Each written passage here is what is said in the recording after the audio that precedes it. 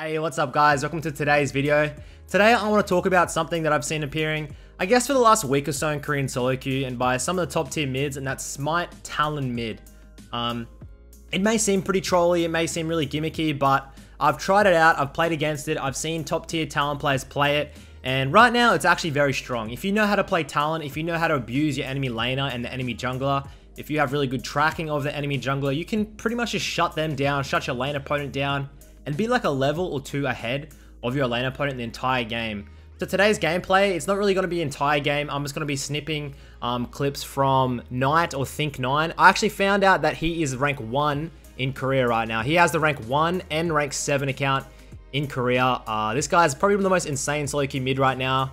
So today's gameplays are going to be taken from his 11-0 with 9 CS per minute and 12-1 with 11.6 CS per minute.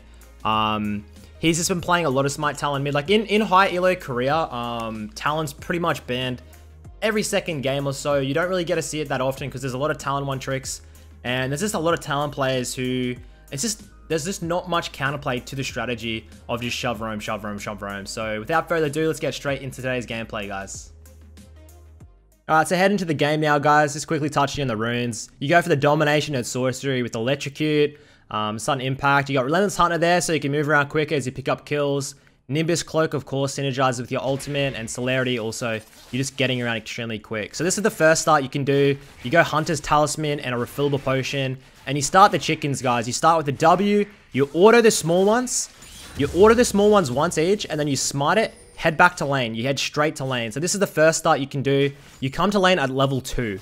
Alright, so a lot of the times you're going to come to lane, you've already got the level advantage, you can start looking for kills. Now this is the other start you can do. If you run Smite, a lot of the time, like, maybe they've played against it before, or they kind of know what's happening, and maybe they've seen this video or something, they may try and stop you, so come over to the Wolves. Take the Wolves. You don't actually need a leash. His team helped him out a little bit there, but you don't actually need a leash. You may miss 1 or 2 creeps here in the mid lane, but in all, it doesn't really matter. So like playing into Poppy, which is like it's actual counter to Talon, it's a pretty annoying lane. So he comes in, level 2 spike, the Poppy can't trade at all. You have to understand, you have a full ability above. So as soon as the Poppy comes in, you're just going to WQ, and you're going to pretty much just get like a massive trade onto the Poppy. Walks in, shoves it in. Shoves it in. And then after you can clear the first wave, you can pop across and steal the enemy jungler's chickens.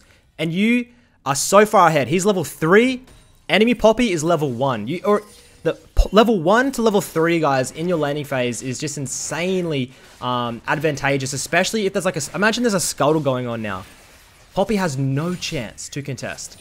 If there's a scuttle, if there's any type of 2v2 skirmish, the enemy mid is going to lose it. So he comes across, grabs that, back to lane, shoves it in. Level 4 soon, Poppy's level 2. It's really hard for Poppy to do much. The counter to this strategy is to shove Talon in so he can't go and do his camps and just ward both of the chicken camps. That's pretty much the counter. Massive level advantage. His passive has extra levels in it. The trading is always going to be in his favor. Nilly is in the river though, so she can definitely come and try and shut him down, guys. But when you're playing in solo queue, now listen carefully. When you play this in solo queue, guys, I guess number 1, so your team doesn't dodge or think you're a troll, run Ignite in your champion select until the last second and swap out for Smite. Because I've been having a lot of games, if I go Smite, my entire team flames me and dodges. I can't get into games. And the second thing is, be very careful of early 1v1s, because if your enemy, like this Poppy right now, has the Ignite, right? You've got Smite. You don't have an aggressive or a defensive summoner, okay? You've got Smite, which does nothing. So just make sure that when you're playing this strategy, guys, you're very cautious of the enemy can probably get a 1v1, especially if they're playing something like an Aurelia, like a Zed, like a Yasuo.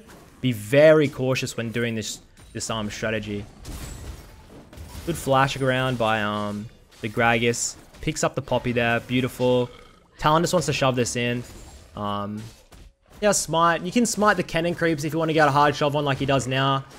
There's like... he can't do chickens. He's going to be too So shoving this in. Getting it back in. Now, for the build order, guys. Tiamat into standard. Tiamat, Moby Boots, standard build. Don't go the jungle item, okay? It's inefficient.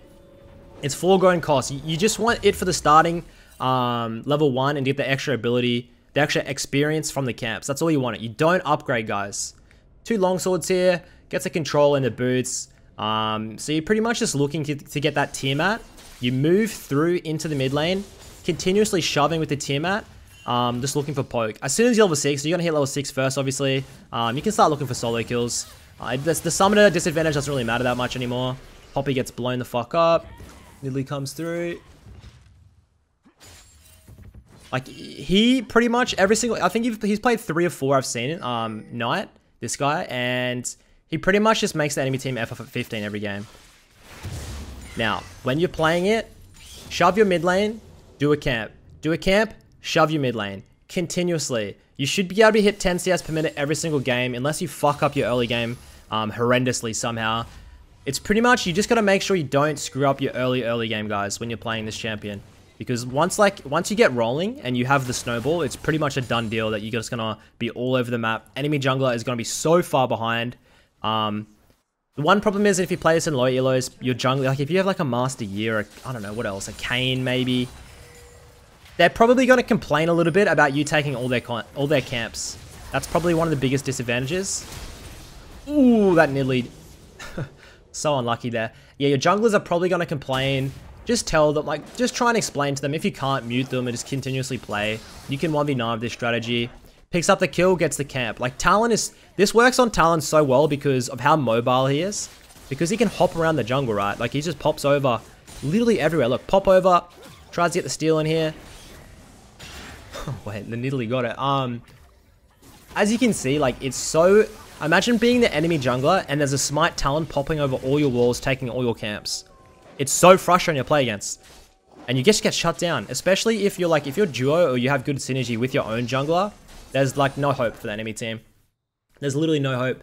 The best bet is you try and 2v2 extremely hard mid to counteract it because you have a summoner spell advantage. But you're going to have a level disadvantage, so you got to be careful.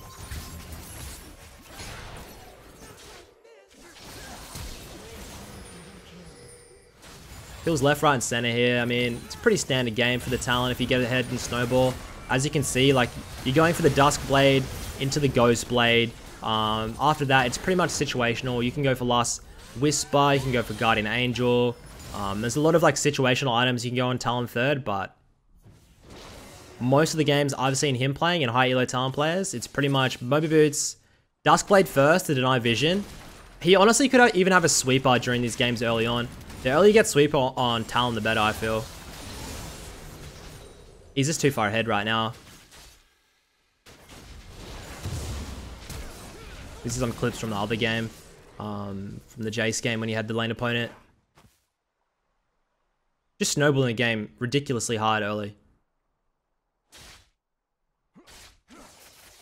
Make sure though, guys, that if there's a camp available or a gank, do the gank. If the gank is completely free, do the gank before the camp. The camps are more for the downtime, okay?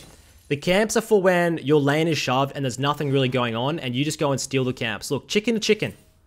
Chickens to chicken. Okay, never mind. He's going to dodge that one. He's not going to do that. But if he wanted to, could have done the chicken if the top lane wasn't having a 2v2 skirmish. Clears this in top side. Pops the Graves. Once again, just make sure that you're practicing Talon a couple games in normals. Even just try this strategy out in normals for a couple of times, guys, because it's a little bit awkward to get your bearings. Like, even when I tried it, it was a little bit awkward for me in the 1v1 because I had Smite. And it was kind of just awkward as well because I was just hopping around the map a lot of time, doing, like, being a jungler. But a lot of times, I was kind of just forgetting about ganking my enemy lanes, and I was just farming. And it wasn't really impacting the map as well, as much as I could have. So you just need to make sure that you're just trying to impact the map as much as you can and deny the enemy jungler. That's what this strat's about. You're pretty much a second jungler. It's not really much about the 1v1 in your lane. It's more about... drops there. It's more about, like, you're pretty much a second jungler shoving your mid and you're denying the enemy jungler. That's what it's about, guys. So, I mean, look, I hope you guys can pick this strat up in your solo queue games. Give it a go at least. I definitely think it's worth giving a go, and especially in lower elos where they don't really know what's... Like, they're not going to understand what's happening. And before they know it, you're just going to snowball a game and it's going to be over at 15 like this guy's done.